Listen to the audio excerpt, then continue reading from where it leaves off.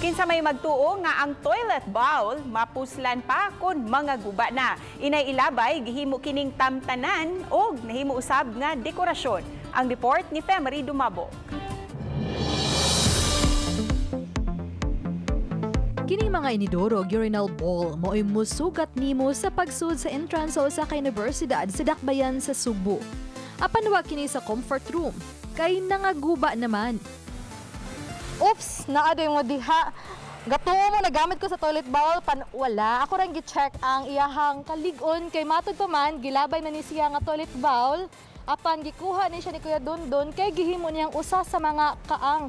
Gani, kini siya nga toilet bowl ang gitamnan kun gibutangan na sa water lily.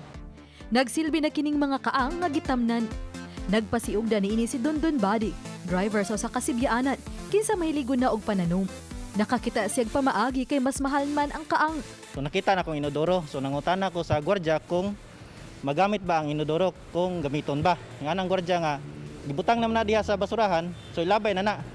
So insulod sa kong una nga nganong di man ako nahimo og kaang nga dili man ni malata. Sagad sa iyang mga tanom, mga ornamental plants nga gihulagway niyang welcome plants, ang uban pagpatukoy sa swerte. Nagsugod siya sa miaging tuig atol sa pagbuto sa pandemya. Gikan sa usa ka bowl lang, karon kapin na sa 20. Nahimo na usab niya kining stress reliever. Mao na akong gi-design nga toilet bowl kay aron ang uban nga dili maghugawan sila. Kun dili mahimo pa day nato nga kuan nga nang gamit. Hugaw tanawon, di ba? Kay CR ini tanaw murag luod. So mo to nga akong nahunahunaan nga unsa ka din na po hingsulti pod sa kuha nga butay lagi smiley dong. Sa maong paagi, nalingaw na siya. Nakatabang pa siya sa kalimpyo sa kalikupan o pagpaanindot sa iyang palibot gamit ang mga recycled nga mga butang. Uba ni Marlon Mulgazo. Ako si Femery Dumabo. Balitang Bisdak.